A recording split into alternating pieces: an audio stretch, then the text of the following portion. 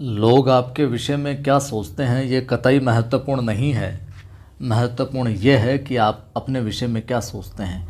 नमस्कार, जय हिंद। मैं हूं आपका दोस्त कवि आदि गणेश। स्वागत करता हूं आप तमाम साथियों का हिंदी साहित्य इतिहास की जो प्रश्नोत्तरी हमने प्रारंभ की है व्याख्यात्मक रूप से, इसलिए विभिन्न परीक्षाओं में आए हुए सवाल और कुछ नए सवाल भी यहाँ पर मैं शामिल करता जा रहा हूँ।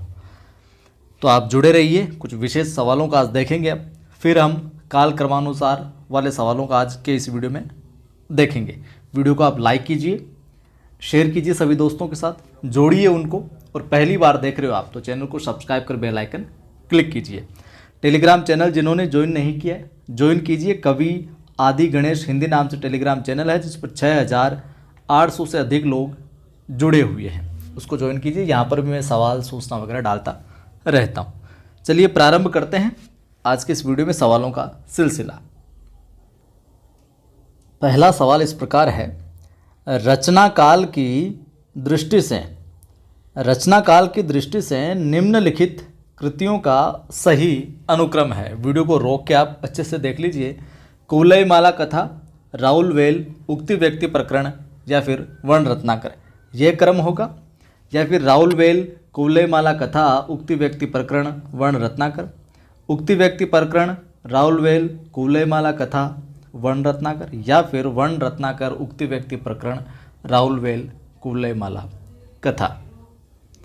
बताइए कौन सा जो अनुक्रम है वो सही है। तो साहब यहाँ पर रचना काल की हम दृष्टि से देखें तो पहला जो अनुक्रम है ए विकल्प जो है ये सही है, यानी कि कुवलयमाला कथा, इसका रचना काल यहाँ पर मैं ऊपर लिख देता हूँ 778 ईस्वी। ठीक है, पहले ये आ गई। राहुल वेल की बात करें तो 10वीं शताब्दी। ठीक है, ये आ गया। उक्ति व्यक्ति प्रकरण की बात करें तो 12वीं शताब्दी।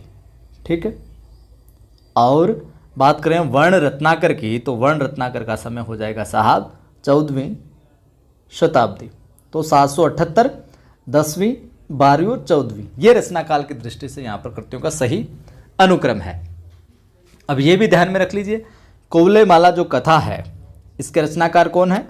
उद्योतन सूरी साहब। कौन है? उद्योतन सूरी साहब। राहुल वेल रोड़ा कवि। कौन? रोड़ा कवि। ठीक है। उक्ति व्यक्ति प्रकरण दामोदर शर्मा, और वर्ण रत्नाकर कौन? ज्योतिरीश्वर ठाकुर। वर्ण रत्नाकर के कौन? ज्योतिरीश्वर ठाकुर साहब हो जाएगा। आगे बात समझ में। अगला सवाल देखिए आप। अगला सवाल है साथियों यहाँ पर रचना काल की दृष्टि से, फिर वही है क्योंकि इस प्रकार के सवाल है जो बहुत पूछे जाते हैं।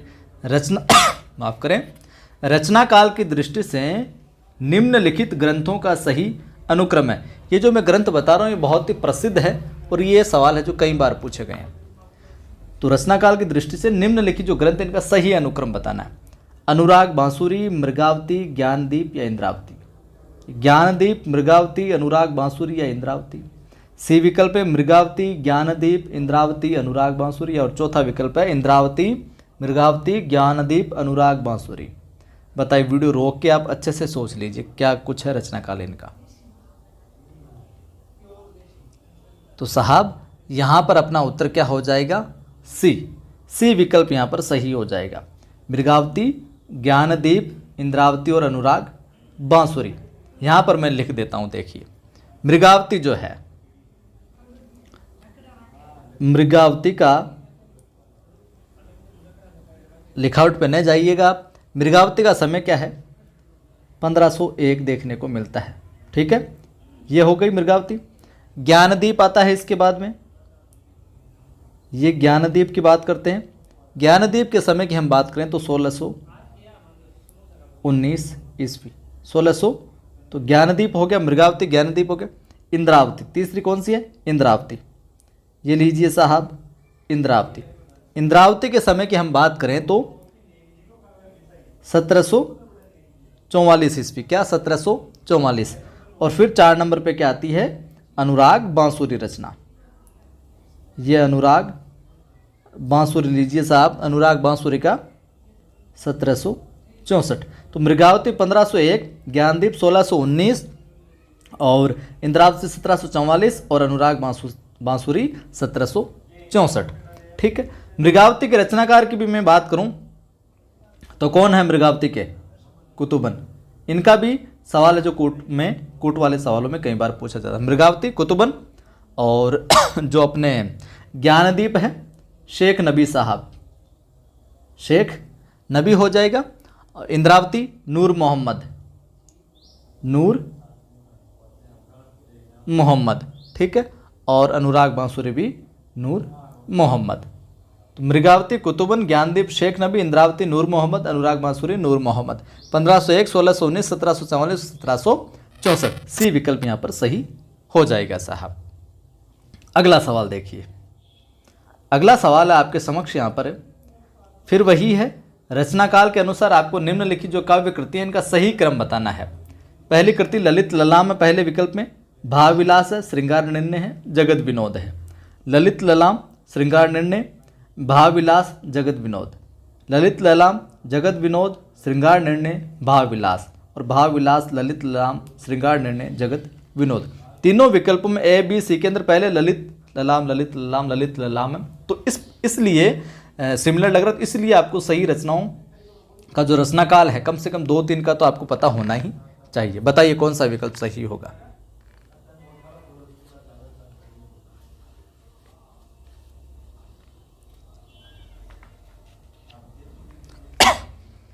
तो सही विकल्प हो जाएगा साहब यहाँ पर ए।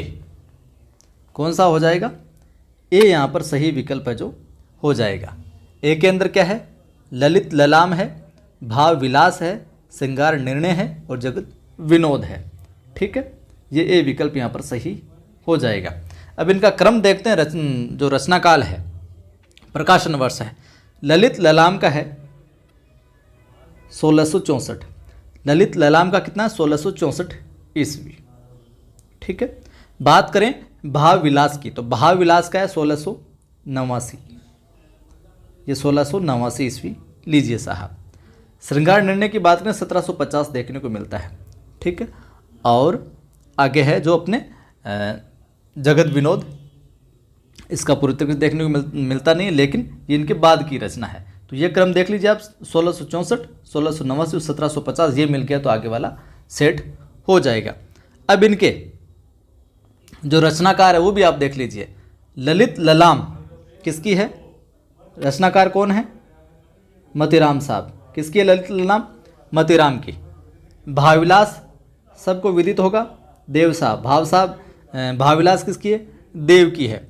श्रृंगार निर्णय कई बार पूछ गई, सिंगल भी पूछा जाता है भिखारीदास की। कई बार सवाल सिंगल का भी बनता है कि श्रृंगार निर्णय के रचनाकार कौन है, भावविलास के रचनाकार कौन है, ललित ललाम के लेखक कौन है। तो ललित ललाम मतीराम, भावविलास देव की है, श्रृंगार निर्णय भिखारीदास की है। जगत विनोद पद्माकर भट्ट साहब। कौन? पद्माकर भट्ट की है, ये पद्माकर भट्ट की है। और जो देव साहब है इनका मूल नाम क्या था? देवदत्त था। और देव आचार्य और कवि दोनों रूपों में प्रसिद्ध थे। देव जो है आचार्य तो भी था इनमें, और वह कवि, दोनों के अंदर क्या थे? ये प्रसिद्धि प्राप्त थी इनको। और मूल नाम क्या था देव का? देवदत्त साहब। ठीक। अगला सवाल देखिए आप। अगला सवाल भी इसी प्रकार का है, क्योंकि इसी प्रकार के सवाल पूछे जाते हैं तो ये महत्वपूर्ण रचनाएं, इसलिए मैंने सोचा कि यही करवाएं आपको। जन्म काल के अनुसार, अब लेखकों के जन्म काल की बात है। जन्म काल के अनुसार निम्नलिखित कथाकारों का सही अनुक्रम है। ये सभी के सभी क्या है? कथाकार है। तो पहले वीडियो को रोक के आप पढ़ लीजिए अच्छे से। जैनेन्द्र, भगवती चरण वर्मा, अमृतलाल नागर और हजारी प्रसाद द्विवेदी। अमृतलाल नागर, फिर हजारी प्रसाद, फिर भगवती चरण और फिर जैनेन्द्र। हजारी प्रसाद, जैनेन्द्र, भगवती चरण, अमृतलाल। भगवती चरण वर्मा, जैनेन्द्र, हजारी और अमृतलाल नागर। बताइए क्या विकल्प होगा सही?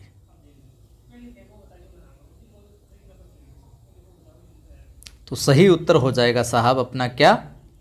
डी। डी विकल्प यहाँ पर सही हो जाएगा। अब डी विकल्प कैसे होगा सही साहब?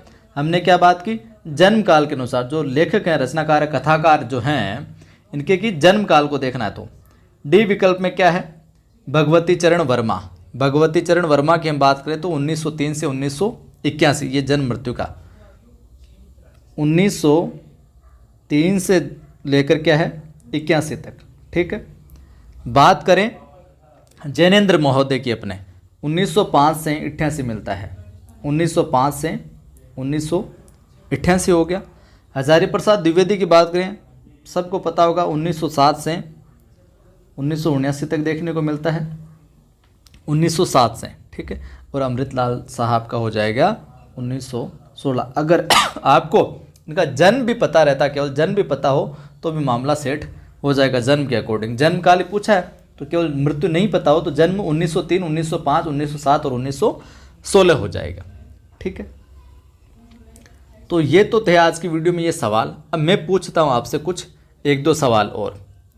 हम यहाँ पर बात करें तो सवाल है आपके लिए, सवाल आप कमेंट करके बताना। पहला सवाल आपके लिए आज की इस वीडियो में है अंगवधू। क्या सवाल है, अंगवधू। अंगवधू किस कवि की रचना है, किस कवि की रचना है, अंगवधू किस कवि की रचना है। उत्तर है जो आप कमेंट करके बताइएगा साहब। इसके अतिरिक्त मैं पूछ लूँ आपको, ये सवाल तो मैंने बता ही दिया था पिछले वीडियो में, पिछली वीडियो में कुमारपाल, जब मैंने एक सवाल की व्याख्या बताई थी तब बताया था कुमारपाल प्रतिबोध, कुमारपाल प्रतिबोध। ये 2 सवालों के आप कमेंट करके जवाब दीजिएगा। अंगवधू किस कवि की रचना है, एक तो ये, और कुमारपाल प्रतिबोध के रचनाकार कौन है। कुमारपाल प्रतिबोध के रचनाकार आपको बताना है, ठीक है। जय हिंद। फिर मिलता हूँ। वीडियो को लाइक शेयर नहीं किया तो जरूर कर दें, और पहली बार देख रहे हैं चैनल पर ये वीडियो, चैनल को सब्सक्राइब कीजिए, बेल आइकन क्लिक कीजिए ताकि हर वीडियो की सूचना आपको मिलती रहे।